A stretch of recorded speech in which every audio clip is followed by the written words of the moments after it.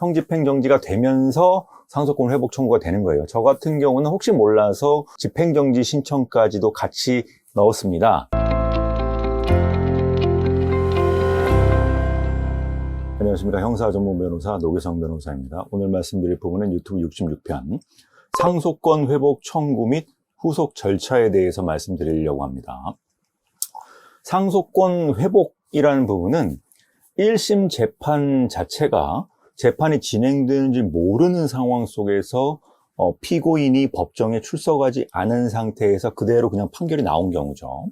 거의 이런 경우 물론 벌금이 나올 수도 있고 집행유예가 나올 수도 있고 실형 선고가 나올 수도 있는데 제 의뢰인이 문제되었던 상황을 이 실제 예로 말씀드리면 그 사안 같은 경우는 이제 실형 선고가 나왔던 그런 사안이었습니다. 어떻게 된 상황이냐면 우선은 기존에 재판이 있는지도 모르는 상태, 공소장이 발송되었을 수도 있고 그걸 받은 다음에 그 이후에 안 나갔을 수도 있고 어쨌든 1심 재판 판결 선고가 있었는지 없었는지 전혀 몰랐던 상태에서의 재판이 하나 있습니다. 그게 이제 형 집행이 돼야 되는데 문제는 피고인 분께서 재판이 진행되고 있는지 전혀 몰랐기 때문에 법정에 나가지 못했던 것이죠. 그러니까 이미 판결이 찍혀 있는 상황 자체를 모르는 겁니다. 그 이후에 시간이 흘러서 다른 사건으로 본의 아니게 체포가 되든지 아니면 경찰서에서 조사를 받는 과정 속에서 예전에 다른 사건에서 이미 1심 판결 선고가 내려진 상황이 있었다.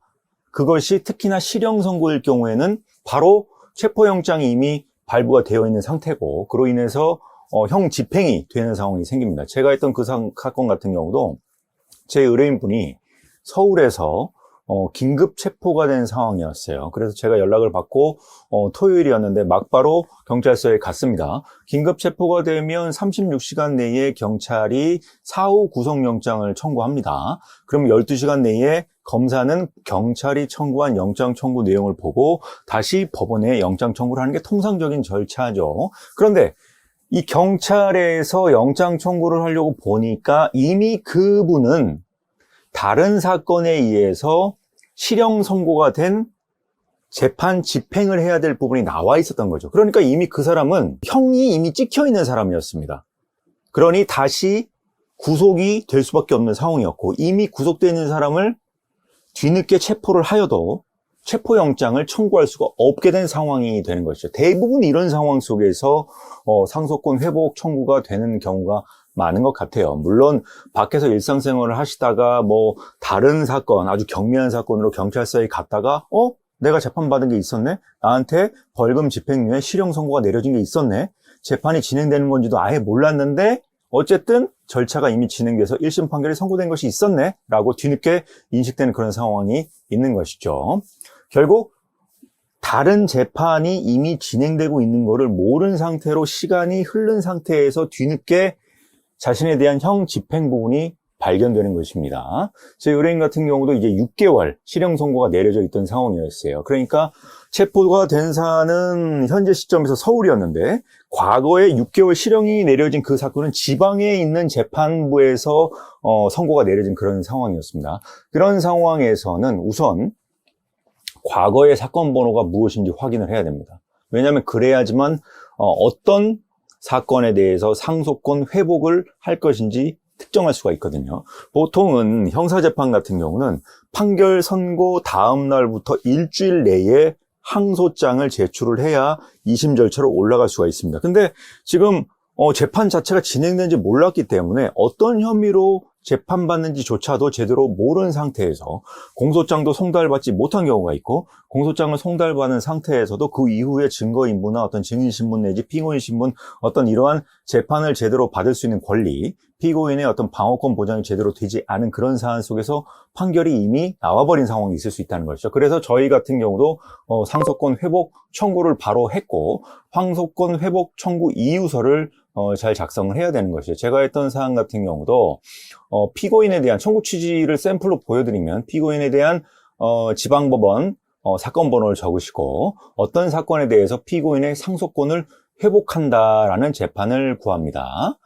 피고인은 본 사건의 공소장 부본, 피고인 소환장 등 재판상 서류를 직접 송달받은 적이 없는 바 재판이 진행되는지 전혀 알지 못했고 현재도 본 사건의 혐의가 정확히 무엇인지 알지 못하는 상황입니다. 보통 이런 사건 같은 경우는 1심 재판, 그러니까 어떤 사건인지 몰랐던 골석재판으로 진행되었던 피고인이 없는 상태에서 재판 진행이 되었던 그 사안에서는 공시송달로 재판이 진행되는 경우가 많아요. 왜냐하면 주소지 확인이 안 되니까 소명할 수 있는 기회, 혐의를 인정한다는 양형주장, 무죄주장, 실제로 억울한 사람이 나올 수도 있거든요.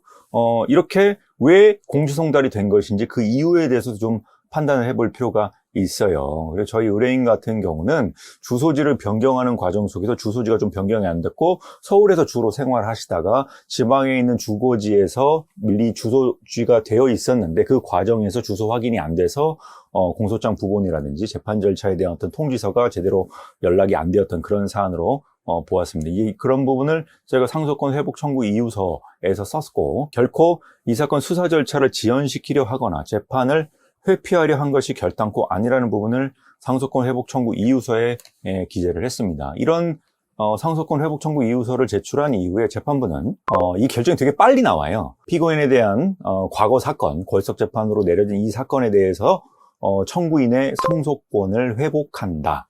이 결정 확정일까지 기존 골석재판에 의해서 상속권 회복 청구의 대상이 됐던 그 사건이 실형 선고가 내려진 그 형의 집행을 정지한다. 이렇게 나옵니다. 형 집행 정지가 되면서 상속권 회복 청구가 되는 거예요. 저 같은 경우는 혹시 몰라서 집행 정지 신청까지도 같이 넣었습니다. 그런데 상황에 따라 좀 다를 수는 있겠어요. 기존 사건이 벌금 내지 집행유예라면은 이렇게 상속권 회복 청구를 하면서 법원이 구속영장 발부를 안 하지만, 만약에 아까도 말씀드렸다시피 제 의뢰인 같은 경우 원래 긴급 체포에 의해서 구속영장이 청구되어야 될 그런 사안이었거든요. 그리고 1심에서 이미 실형이 선고된, 골석재판에 의해서 실형이 선고된, 물론 뭐 6개월 정도 됐기 때문에 그렇게 어떤 중한 범죄는 아니었지만 어쨌든 재판 절차를 보장받지 못한 상태에서 6개월 정도 실형이 나온 상태였기 때문에 구속영장을 발부한 것이 통상적입니다. 만약에 그것이 구속이 될 상황이라면. 그러니까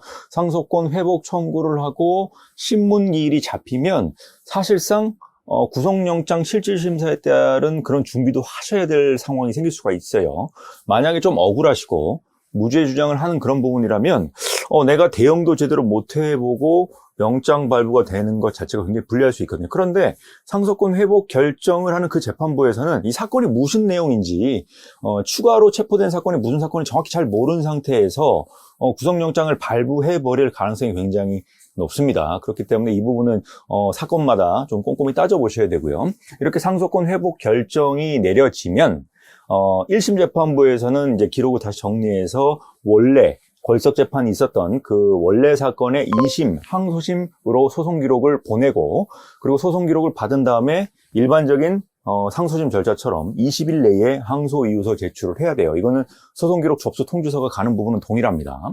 그리고 나서 이제 항소심 재판이 진행되면서 당초에 다투지 못했던 부분, 무죄 주장을 하시거나 좀 억울한 부분이 있다면 만약에 구속되신 상황 같은 경우라면 보석 허가 청구를 한다든지, 그리고 항소심에서 추가로 제출해야 되었던 증인 신문 내지, 왜냐하면 1심 재판 과정에서 증거 인부 절차가 없었기 때문에 이 부분에 대해서는 증거 인부를 다시 한다든지 증거 조사를 다시 하자고 얘기를 한다든지, 그리고 신문을 해야 될 필요성이 있는 증인들을 다시 소환한다든지, 이런 절차가 진행되어야 되는, 형식적으로는 2심이지만 실질적으로는 1심 재판을 2심에서 하는 상황이 생기는 거예요. 그런데 제가 확인을 해보니 이 상속권 회복을 해야 될 그런 의뢰인분들이 굉장히 많으신 것 같더라고요. 이게 본의 아니게 재판받는 것 자체가 아예 몰랐던 분들이 굉장히 많았던 것이죠. 제가 했던 사건 같은 경우도 이렇게 상속권 회복 청구를 해서 절차를 원래대로 진행시킬 수 있도록 도와드렸던 그런 사안이 있습니다.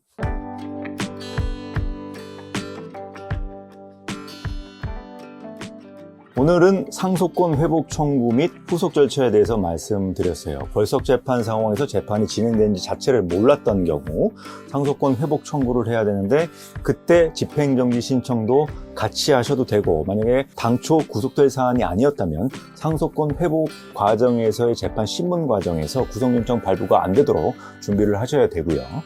상속권 회복 이후에 2심 항소심으로 기록이 넘어간 이후에 항소이유서 제출을 하고 보석 허가 청구 등 1심 재판에서 하지 못했던 부분을 변론하셔야 될 필요가 있습니다. 상속권 회복 청구는 실질적으로 1심 재판을 다시 해야 될 부분이기 때문에 만약에 재판을 제대로 대응하지 못한 의뢰인분이 계시면 제게 연락을 주시면 제가 알고 있는 범위 내에서 상담을 해드리고 도움을 드릴 수 있도록 하겠습니다. 감사합니다.